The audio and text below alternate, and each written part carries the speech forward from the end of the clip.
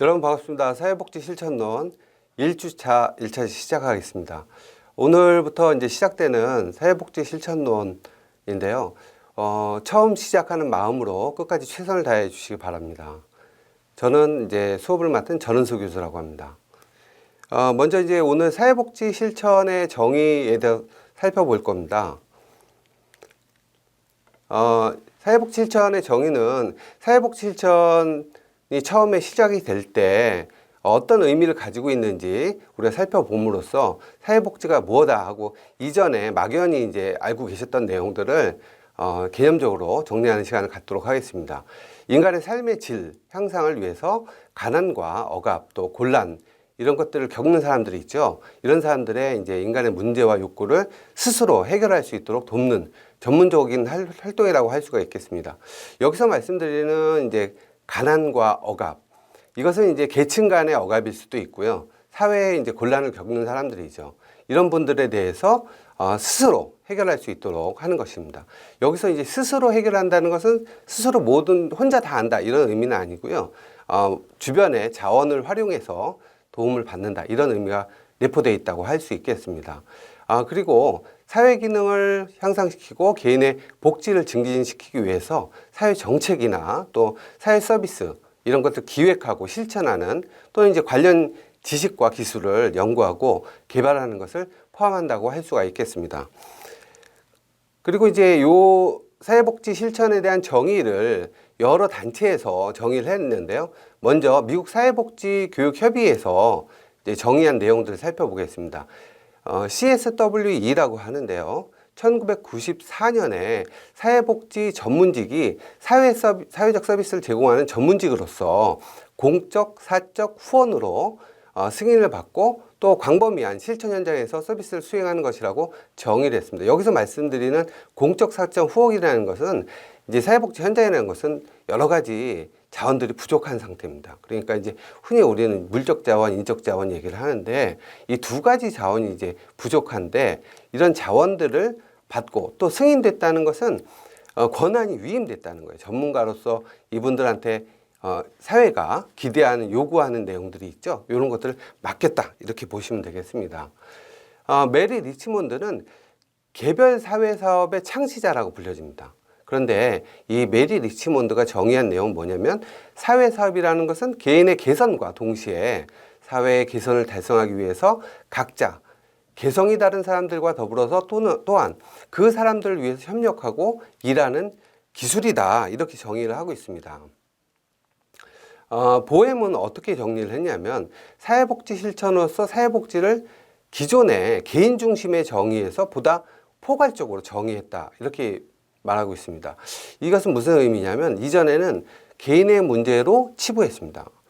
개인이 가난한 것은 개인의 문제지 개인의 게으름 나태 개인의 잘못이지 이렇게 봤다면 이제는 사회 구조적인 문제다 이렇게 보는 시각도 있는 거죠. 그래서 개인과 또 가족과 또 집단 지역사회와 이런 상호관계가 이해관계가 있기 때문에 이런 관계에서 문제가 생길 수 있다 이렇게 보는 것이죠. 그래서 꼭 개인만 가지고 우리가 사회복지를 하는 것은 아니다는 차원에서 설명을 하고 있습니다. 그래서 사회복지는 개인이 단독적으로 또는 집단 내에서 그의 사회적 기능을 강화시켜 주기 위해서 하나의 모색이다.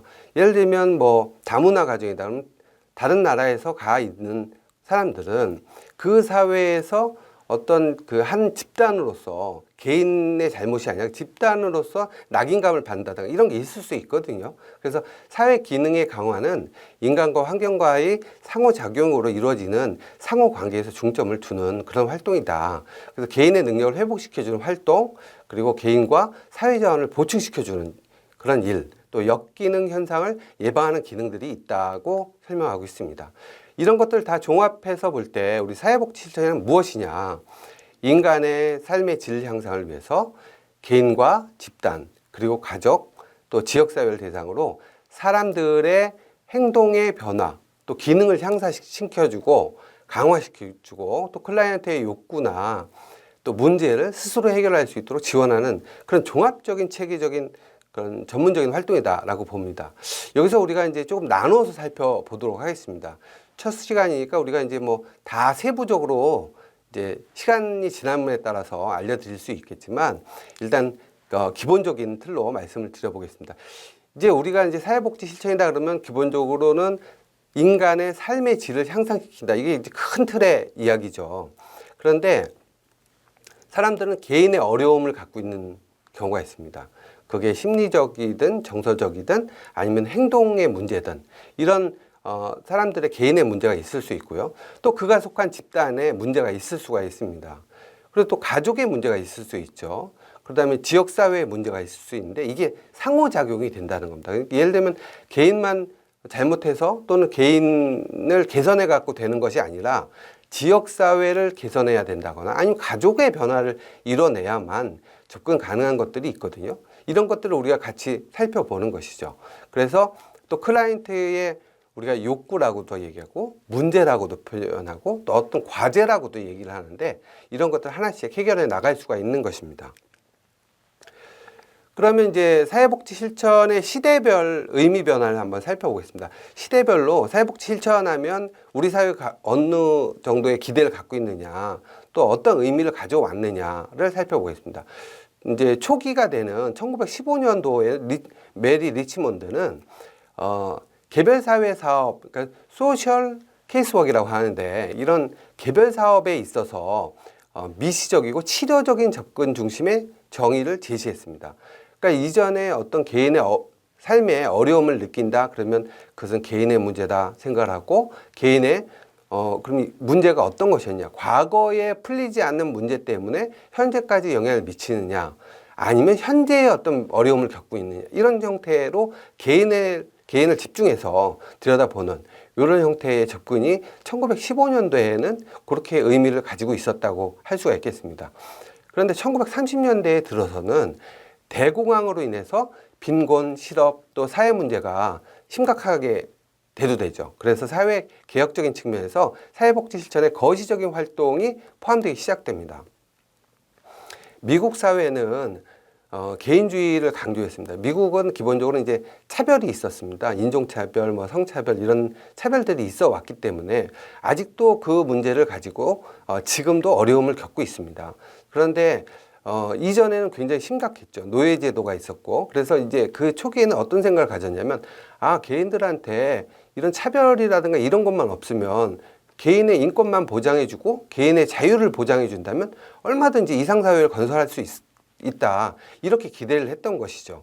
그러니까 개인주의가 굉장히 강조되고 그 나라에 정부는 개입하지 않고 이렇게 개인 스스로가 할 수 있도록 했었는데 대공황이 오고 나니까 개인의 문제가 이게 사회 문제가 되는 것이고 사회 문제를 들여다봐야 된다. 정부의 개입이 필요하다. 이렇게 받아들이기 시작한 것이죠.